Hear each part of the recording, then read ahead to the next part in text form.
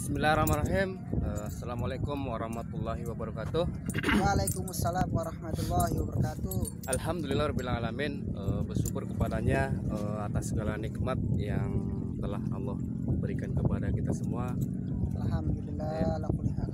Salawat serta salam semoga tetap tercurah kepada junjungan kita, suri tauladan kita, panutan kita, Nabi besar Muhammad sallallahu alaihi wasallam, kepada keluarga, sahabat dan kita selaku umatnya yang semoga senantiasa istiqomah dalam mengamalkan dan mengikuti sunnah-sunnahnya dan senantiasa kita mengharapkan sahabatnya kelak di yaumil qiyamah. Oke, kali ini kita akan bincang-bincang dengan Mas Akbar. Mungkin nanti ada Mas Akbar, ada hikmah atau pelajaran yang bisa kita ambil ya, khususnya buat kita berdua dan mungkin buat naik-naikan pemuda-pemudi yang lain. Oke, kali ini kita akan ngobrolin Mas Akbar ya.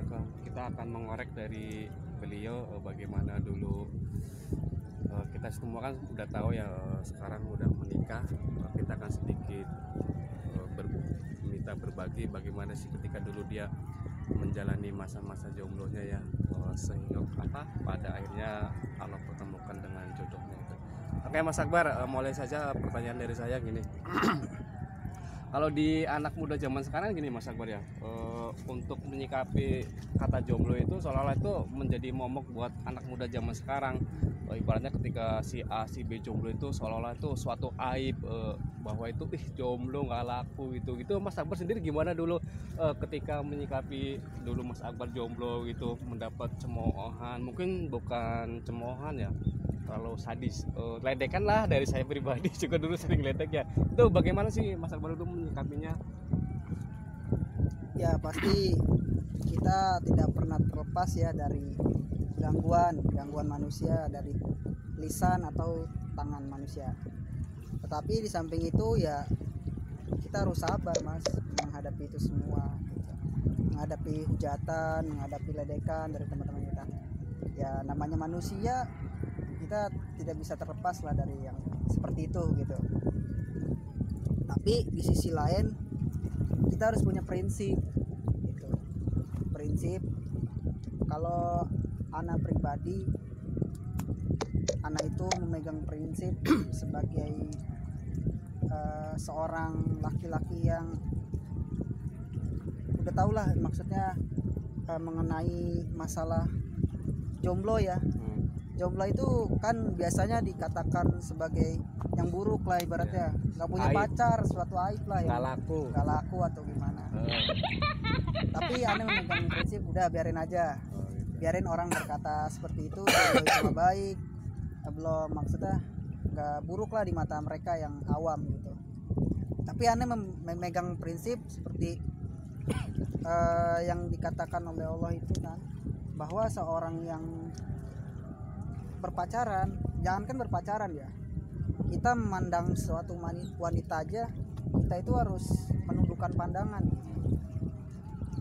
Dalam sebuah hadis ada juga perkataan dari Rasulullah SAW bahwa ketika kita itu melihat seorang wanita, maka kita harus menundukkan pandangan kita, menundukkan pandangan dan menjaga kemaluan kita. Kalau pandangan pertama itu boleh ya? Misalkan pandangan pertama ya, kita juga nggak munafik sih, namanya melihat perempuan kita juga punya nafsu, tapi kita harus mengembalikan syahwat kita lagi pada diri kita masing-masing, bahwa kita harus menjaga gitu, menjaga mata kita, menjaga kemaluan kita. Itu baru yang awalan seperti itu aja udah dikatakan sebagai yang zina gitu, zina mata ya. Apalagi yang udah kita dikatakan pacaran gitu, bahwa pacaran di sini sangat-sangat dilarang lah. Itu udah dikatakan zina ya, emang zina emang. Tapi dalam Al-Quran juga Allah melarang gitu kan, bahwa zina itu dilarang gitu, bahwa dikatakan halal. Punya ayatnya kira-kira seperti ini kayak yang pernah tahu, surat Al-Isra ya. Ada lupa ayatnya berapa, pokoknya bunyinya seperti ini. 30. bukan 30, 31, 32 ada kalau nggak salah. Pokoknya bunyinya a'udzubillahi minasyaitonirrajim wala taqrabus zina innahu kana fahisyatan wa sa'a sabila.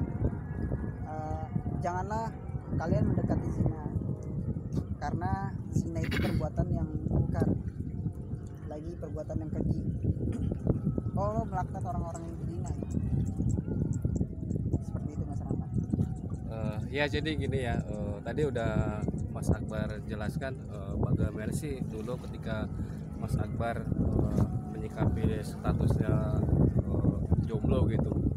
Kalau anak muda zaman sekarang kan jomblo itu sesuatu aib, nggak laku lah gini lah gitu. Jadi itu ya tadi udah dijelaskan Mas Akbar dengan gamblang dan jelas bahwa pada prinsipnya kita sebagai muslim itu punya prinsip ya, jangan hanya sekedar mengikuti arus. Tadi udah singkat aja ya Mas Akbar, bagaimana sih sebenarnya tahapan-tahapan ta'aruf yang benar itu dalam syariat Islam itu Mas Akbar? Jadi yang aneh ketahui bahwa ada beberapa tahapan-tahapan dalam bertaaruf itu Mas. Jadi ketika kita ingin tahu nih apa sih yang perempuan yang kita tuju ini siapa sih gitu kan, ketika sudah dapat perempuan yang kita tuju ini, kita suka ini, kita pasti kan punya perantara dong buat mengetahui dia. Murobi. Ibaratnya kalau bahasa sampean murobi kan gitu. Ya orang pokoknya gitulah. Pokoknya perantara, ibaratnya entah ustadz, entah teman sekajian, apa teman main apa gimana kan. Kita minta tuh dari akhwat yang kita tuju ini ada sih berupa CV gitu. CV ini untuk mengetahui belum detail untuk mengetahui bukan secara garis besar, secara garis sempitnya ini perempuan seperti apa sih gitu. Ketika kita sudah tahu dari CV-nya tersebut, ketika kita cocok, kita lanjut Mas ke tahap yang namanya nazor. Di mana nazor ini kalau kita udah benar-benar mau nih lanjut. Tapi kalau misalkan kita nggak lanjut, tahapan CV. Tapi kalau kita nggak mau lanjut ya udah, jangan penasaran gitu. Dari kalau dari CV-nya kita udah nggak seret, salah satu pihak ada yang mundur itu ya. Ya udah kita nggak usah melanjutin. Ya. Setelah CV kita ada tahap yang kayak nazor gitu. Nazor itu ketika perempuan ini memakai cadar gitu ya, dan melihat juga sih bagaimana bagaimanalah fisiknya perempuan ini yang kita lihat gitu. Itu tahapan nazor. Ketika nazor ini taruhlah berlanjut si ikhwannya ya. Iya. Terus taruhlah berlanjut nih si ikhwan. Tahap selanjutnya kita ya seperti biasa bawa keluarga, kita udah siap melamar nih. Ya udah kita ngelamar. Tadi itu proses kitbah ya. Proses kitbah itu menggunakan kitbah. Setelah kitbah ya udah kita siap gimana merundingin antara kedua belah pihak dari orang tua dan kita. Ya udah kita siap nikahnya kapan ditentukan, ya udah dengan berjalannya waktu kita menikah gitu. Terus dalam pernikahan juga ini ada penjelasan yang banyak gitu ibaratnya walimah ini gitu. Walimah itu seperti apa yang syar'i itu juga antara tamu ikhwan dan akhwat itu harus gimana, terus harus ya banyak lah gitu larangan-larangan yang intinya tidak boleh bercampur adat dengan agama gitu. Oke guys, tadi udah Mas Akbar jelaskan ya bagaimana sih tahapan ta'aruf yang sesuai tuntunan syariat ya. Tadi yang pertama adalah kita itu saling bertukar CV atau biodata ya. Ketika kedua belah pihak memutuskan untuk lanjut, makanya itu tahap apa tadi Mas Akbar? Nazor ya.